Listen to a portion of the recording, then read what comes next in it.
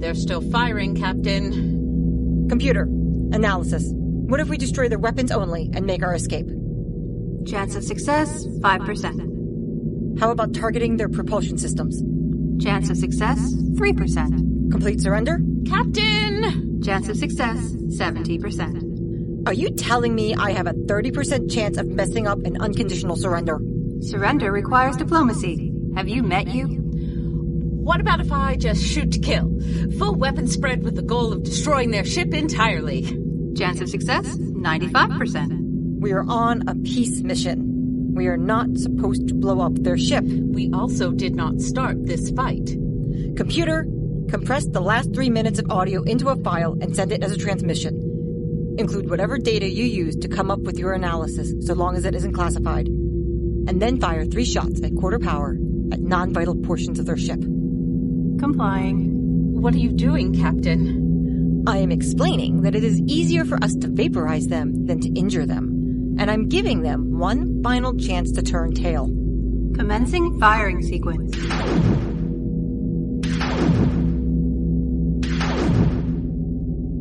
Three glancing blows, all successful hits. Transmission channels open. Complying. Attention. We have officially reached the end of the walk softly portion of this encounter. I also carry a big stick. If you force me to fire again, it will be at full power, and you will all die highly unnecessary deaths. This is your final chance to do things like survive. Enemy ship disengaging, Captain. Well, I should hope so. Now I'm sure this will come as no surprise. But Ambassador Golnix would like to see me. I believe it's more scream at than see, but yes. My reward for a job well done. What is that? That doesn't sound like any of the alerts. What is what? What do you mean, what is what? Don't you hear that? Captain, nothing is making any sound. How can you not hear that? It's... Captain? Captain! Captain! Shut up, phone.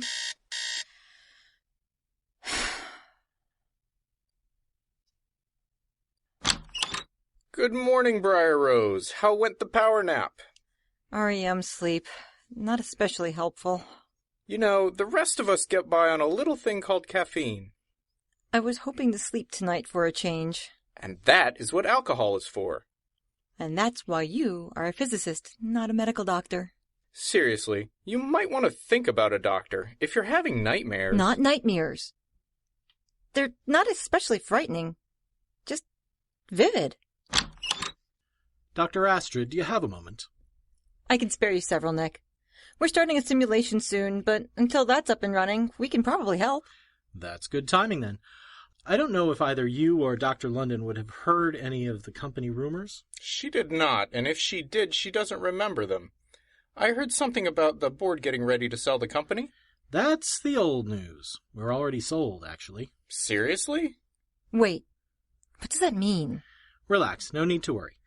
The new owners aren't interested in making any cutbacks. They seem to have pretty deep pockets, and if anything, they're looking to see which projects need additional resources. I'm sure there'll be more specific audits over time, but for now, they just want a general overview of what your project does. Nick, you've worked here for longer than I have. You seriously don't know what it is we do? I have a vague idea, but you don't want me trying to explain your work. I'm a bean counter who works for scientists.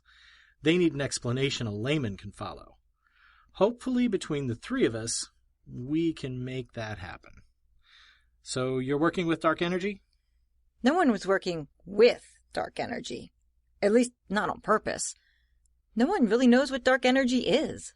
All our observations lead us to believe that the expansion of the universe should be slowing down, or, honestly, to have stopped already. But it isn't. It's continuing to speed up. And that's being caused by dark energy? Well, yes. But only because we define it as such. I don't understand. No one does. Something is speeding up the expansion of the universe. We call the force that's causing that dark energy.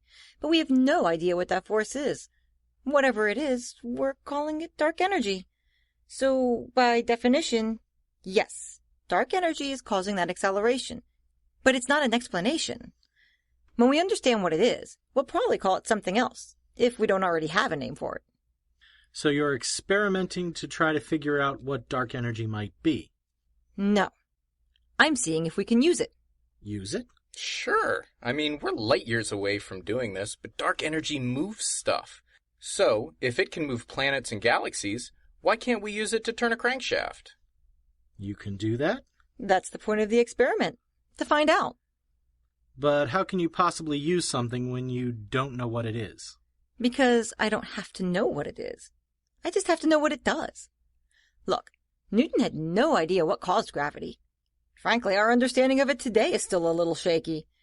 But Newton didn't need to know how gravity came into being. He just needed to be able to measure what it was doing. The ancient Greeks thought fire was a fundamental element of existence. They were completely wrong about that, but they knew how to use a torch. So you're going to find out a way to light a torch? And hopefully not burn the building down while we do so. Is that likely? It's a risk, but in the entire history of the world, no house has ever been burned down by dark energy. That we know of. Now you're getting it. That wasn't meant to be encouraging. Good. It wasn't. Do you have what you need for your summary to our new masters? I suppose I can put together a draft in the broadest terms. You'll check my work for errors before I submit it? Gladly. Anything else? Aspirin? Harry? Here. I need them after talking too long about what we're doing here, too. You're not alone. That actually helps. Thank you. So if you do find a way to move your crankshaft or whatever, how will you know it's dark energy doing the turning? Rule out everything else. Technically, if I can get an unknown force to start moving an object, I don't care if it's the same unknown force expanding the universe or not. Again, though, that's years from now. For the moment, we're running simulations to see if we can figure out a way to locate this energy and redirect it. Would this be green energy? Dark green energy? We don't really know until we know how to harness it. For now, let's see if this is even possible, and then leave determining how to apply it to the future.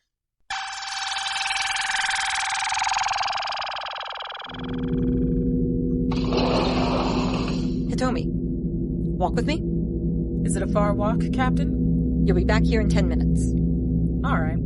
I don't like to leave a partially assembled fusion bomb unattended for too long. Or we could stay here? I like this plan better. What do you need? I need you to never, ever leave a partially assembled fusion bomb unattended for any amount of time at all from this point forward. Oh, they couldn't explode spontaneously. Fusion doesn't happen by accident.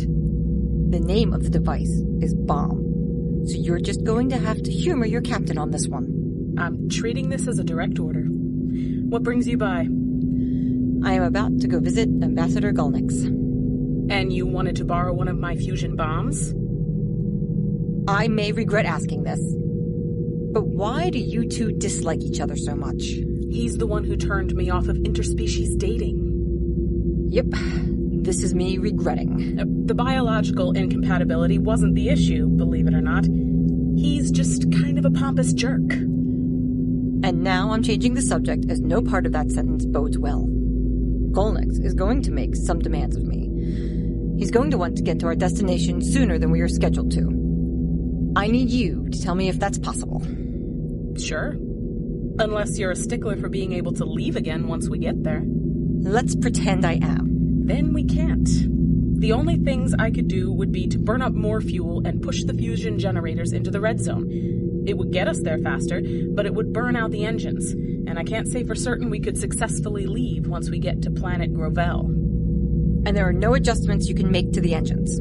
I can make 1,000,000 adjustments, but remember they paid someone a lot of money to design the drive of this ship. The Interplanetary Alliance does not want me mucking about with it when I have almost 0 qualifications as a designer. But here's the line you can use with Gulnix.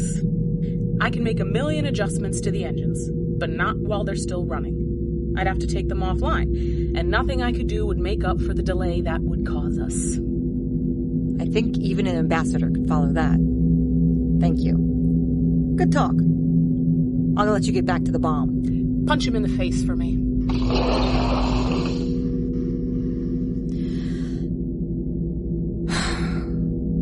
Okay. Don't want to do this, but it's my job. Captain of a battlecruiser. I have more weapons under my command than most planets. I'm just not allowed to use them on the ambassador. No. Really not allowed. Where have you been? Apologies, Ambassador. I needed to visit sickbay when you first asked to see me. Were you injured in the attack? No. I developed some auditory hallucinations. Dr. Boveline believes I stood up too fast, and that I need to increase my iron intake. Does that seem likely to you? I believe in trusting the experts. I'm not a doctor. But you are a military commander, so why didn't you blast our attackers out of the sky? You wanted me to escalate matters? Things have already escalated, Captain Astrid. The Grovellans have asked us to intercede on their behalf, and the Alliance has told us that we have to do that. The Grovellans are less intelligent than almost any other race on record, but they meet all the criteria for sentience as defined by interplanetary treaties. No small amount of proof of that came when they managed to broadcast that request for intervention. I understand, Ambassador. And you also understand that what the EGEC are doing to the Grovellans is criminal, malicious, and generally the stuff of nightmares. In your language, the word might be inhumane, but that leans a little too heavily toward your own species' bias towards itself. Then why don't we use the word evil? I think that covers things nicely. So obviously you do understand what's happening. Then will you kindly explain why you didn't pulverize that EGEC ship? Just because they're humans doesn't mean you should treat them any differently. I'm going to stop you now, because if I let you finish, I might have to resign my post. First, my loyalty is to the Interplanetary Alliance. EGEC is a consortium. About 200 years ago, they were a private entity which took some of the earliest steps in deep space exploration. They're not part of any human governmental system. They extract resources, generally from uninhabited planets. This time, they found a planet that isn't uninhabited, but they're refusing to acknowledge that. The Alliance is sending you to talk them out of this course of action, and they're sending you in my ship to make it clear that force is an option if they choose not to. It would be much easier to prove that force is an option if you would have used some. And it would have been much harder to use any other option. Ambassador Gulnix, they did not send us here to start a war. They sent us here to prevent one. EGEC won't go to war. They don't have the resources to fight with the Alliance. You're a lot more confident about that than I am. They've been largely doing their own thing for nearly a century. I have no idea what kind of resources they possess. The bottom line, Captain Astrid, is that when all of this is over, someone is going to look at your failure to fire on the EGEC ship and believe it was favoritism toward your own species. Anyone who studies human history can figure out we're better at killing each other than we are at almost anything else. Besides, regardless of how it looks... No! The phrase, regardless of how it looks, never, ever applies to diplomacy. Do you understand that, Captain? Are you ordering me to fire on the next EAC ship that attacks us? You know I can't order you to do anything. I'm trying to explain how to you... to do my job! Yes, I get that part. I made my call and I stand by it. If you have a problem with it, file a protest with the Alliance. If you're not willing to do that, stop backseat driving. Is there anything else? You are insufferable. And you are a pompous jerk. And we have to work together anyway. So I suggest you start using some of that diplomatic training of yours to deal with me. Fair warning, I haven't gotten any such training. Obviously. Captain? Corona? What is this? Hot cocoa, sir. I had the mess whip up some for you. And you did this because? Because I have also had conversations with Ambassador Gulnix. Thank you. That's considerate. I didn't know your species knew about hot cocoa. Frankly, it's repellent to most of my people, but we're talking about you now. Well, thank you. That's hot! Oh, that's... Ow! Hey, honey. I'm okay. I'm sorry. Sorry to wake you. Another dream? She burned her tongue. It woke me. I can still almost feel it. You mean you burnt your tongue? No, she's not me. I mean, I see the dream through her, but Captain Astrid... Captain Astrid isn't you. Dr. Astrid. No. At least, she makes her own decisions. I'm not in control of anything she does. I can feel her world, smell the recycled air in the ship. But I'm just sort of along for the ride. You could see a doctor. I don't need a doctor. You're not sleeping through the night. You haven't in days. It's not a great time to make a doctor's appointment. Maybe after this week's set of simulations, but I can't take time off of work now. Make the appointment. It can be for next week or next month. If nothing else, I know I'll sleep better if you've made an appointment. That is a reasonable request from the man who loves me. Hey, I gotta keep you around. I'll never be a space captain's husband again. Good night. Are you wearing chocolate lip balm? No. Why? Thought I tasted chocolate. Not important. Good night.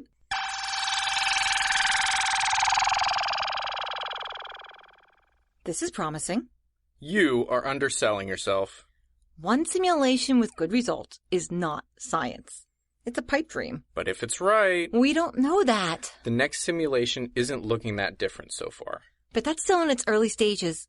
And even 2 simulations isn't... Can you just be happy? Is that an option? No. I'm not getting my hopes up until the last possible moment. Because the sooner I get my hopes up, the worse it will be when fate kicks me in the teeth. Now who's not being scientific? Oh, good. You're both here. Morning, Nick. Dr. Amy Astrid, Dr. Harry London. This is Jaina Tamber. She's from corporate. Well, that's a terrible way to introduce anyone. You're with the new owners? I am. This is just sort of a hello, nice to meet you, we don't really bite sort of thing. I read Nick's summary of your work, and I could already tell nerves were running high. That's probably just Nick. I'll bite the bullet and say it was me as well. I can't imagine this work looks good from a business perspective. It looks like a long shot. Odds are good that this won't work at all, or at least won't be practical. That's all true, but we're a diverse company with our hands in a lot of projects. When you've bet on all the sure winners, you can afford a long shot or two. You think it's unlikely to pay off, but you still want to support it? We do, yes. I've seen the annual report, Dr. London. EEGAC has the funds to back a few unlikely ventures, particularly if they could eventually pay off as much as this project has the potential to. Exactly. A whole new energy source. Potentially a whole new force of nature. That's a big payoff. But please, let's get rid of the alphabet soup. We used to be an acronym for Energy Exploration and Global Applications Corporation, but the marketing boys wanted us to rebrand. Officially, we're one word. EGAC. You have been listening to Dreams of Another Woman's Star, Episode 1, Dark Green Energy. Produced by Seat of Our Pants Players, written and directed by Dan Wenzel. Music and sound effects by www.freesfx.co.uk. Captain Astrid and Dr. Amy Astrid were Andy Gastingy. Karana was Jill Wenzel. Computer was Liz Music. Dr. Harry London was Aaron Manka White. Nick was Rick Tennant. Ambassador Gulnix was Andrew Dell. Hitomi was Rebecca Scheimer. Anthony Astrid was Adam Gastingy. Jaina Tambor was Brianna Kubi. Thank you for listening. We'll talk to you later.